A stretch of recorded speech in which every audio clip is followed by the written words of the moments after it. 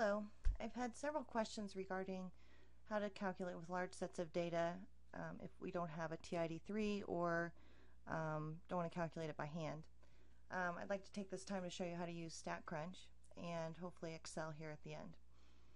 The first thing I'd like you to look at is I'm using problem 3.3, number 14 in your study plan.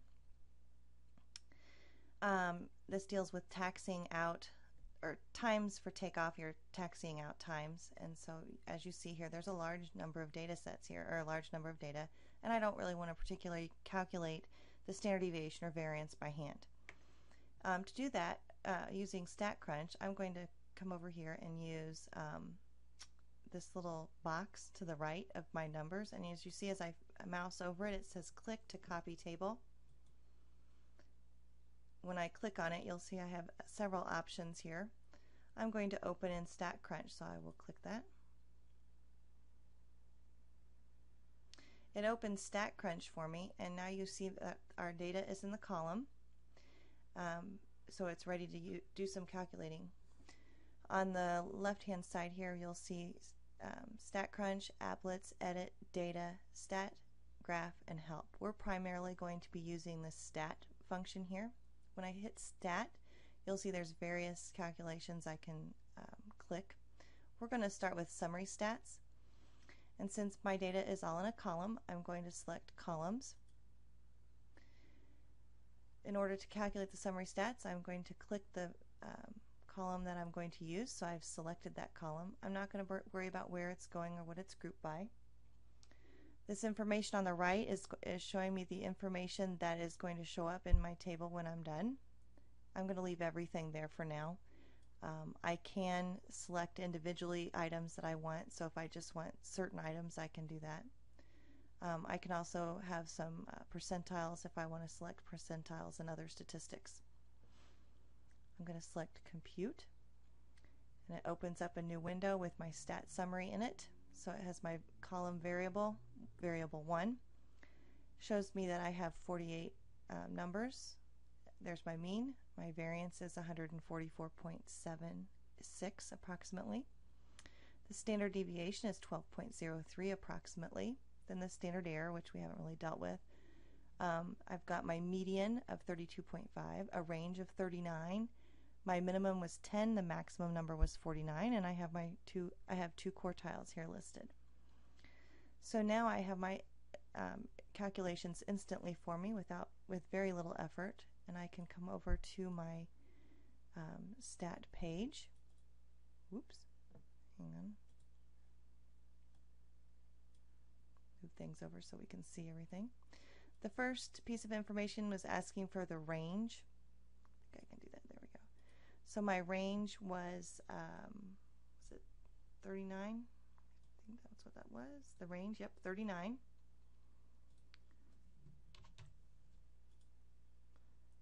I can check my answer. Yep, got it right. Now once the variance, so I look at for my variance was 144.8.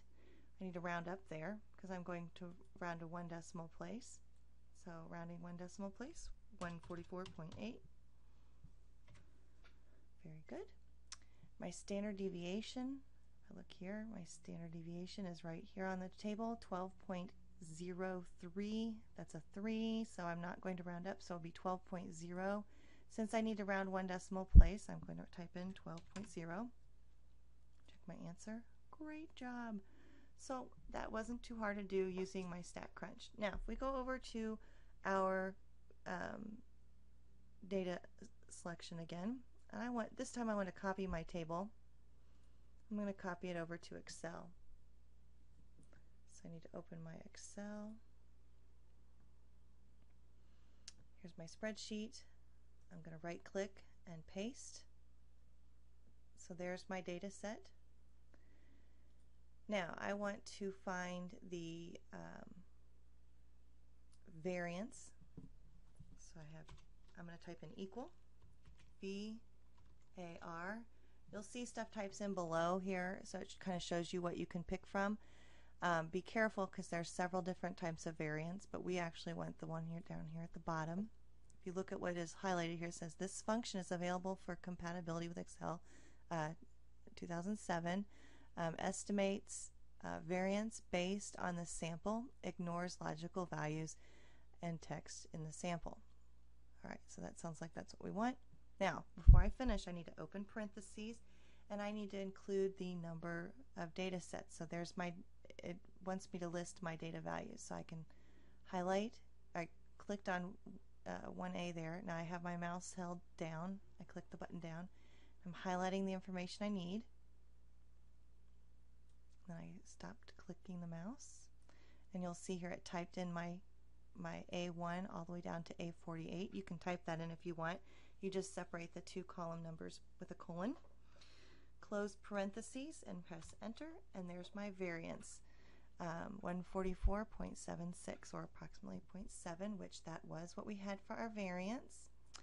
And our standard deviation, I'm going to have ST, I think. Yeah, standard deviation. I'm going to pick the one without any periods next to it, so it's this one down here.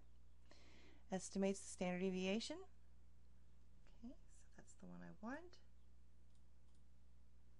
And there it started my open parentheses. Again, I still need the same column, so I can type in A1 colon A, was it 48? That doesn't sound right. Was it 48 or 49? 48. Okay, there we go. Close parentheses. There we go, 12.03. If you have any other questions, feel free to email me, but I think this will give you a nice start for how to use large sets of data either in Excel or in StatCrunch. Good luck.